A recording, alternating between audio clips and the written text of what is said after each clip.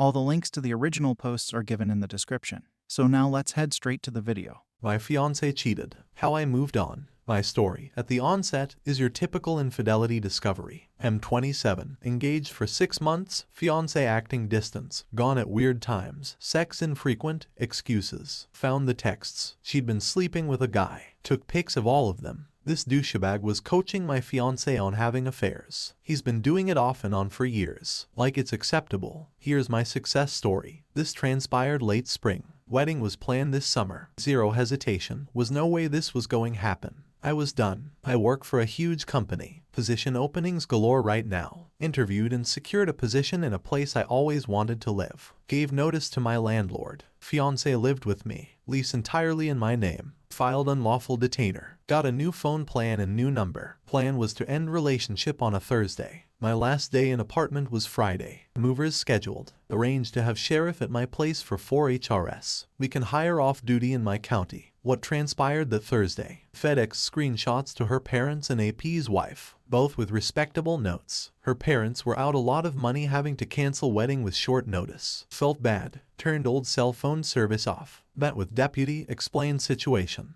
Presented court documents. Dude was cool. She came home from work. Told her we were done. She needed to pack and leave. No explanation. Just that I was not ready to be married. Of course she was a mess. Deputy moved it along. Took a few hours. Tears transitioned to anger. That evening, blocked her on everything. Was on the road by Friday afternoon. It's almost 3 months now. The new job, new scenery, meeting new people. Have been no contact with most everyone. Mutual friends tell me she is not doing well. The ones I keep in contact with now know the story. Her parents contacted my parents and apologized. They asked for my information but my dad declined to share. He did tell me to call them. I may out of respect. Her sister, who I failed to block, messaged me on FB. Wrote she understood why, but felt I could have handled better. Few of the responses by the community. Response 1. Could have handled it better equals bend over and take it. And allow her disgusting sister to save her reputation and allow her to avoid any consequences for her decisions. Yeah, the sister is a crappy enabler. Glad you blocked her. Response 2. Her sister understood but said you could have handled it better. Screw her. Her sister destroyed your heart and soul by doing the most disrespectful thing you can do to someone you're supposed to love, while being so excited about the upcoming wedding that you can't even think of anybody else. That cunt deserved the heartache she got. Response 3. Your ex's sister tells you could have handled it better. How? I think maybe you could have made a video of both of them FC-king and then have showed to the entire neighborhood. That's what she meant by I think so. LOL. Jokes apart, but you did it well, mate. You handled it like a mature person does. Response 4. You're done with her and you don't owe her family anything.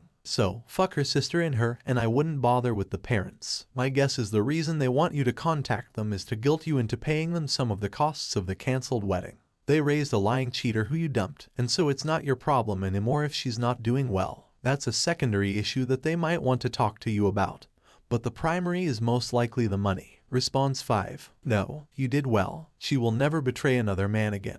Plus her AP will likely be asked to cover a portion of the massive amounts of money her dad lost on the wedding. I actually had one of these in my practice. Dad did not want to take on to Superior Court. However, small claims here runs to $25,000. We took on to small claims court. He never showed, and we received summary judgment. We arranged with a process server to explain to his wife why they suddenly owed $25,000. She was thoroughly unimpressed, especially this exposed the last of his affairs. There was provision made in their divorce that the $25,000 would come out of his share of assets. Taught the sob to keep it in his pants. Response 6. Lol, what did the sister exactly say? Handled it how? By letting her lie some more. This should be a control sample for how men and women deal with infidelity. I understand that not every story is cut and dry, and neither is this one. But if true, then the right decisions were made quickly and concisely. Now God forbid if time passes and you feel like she needs a chance, then you guys can start a new relationship.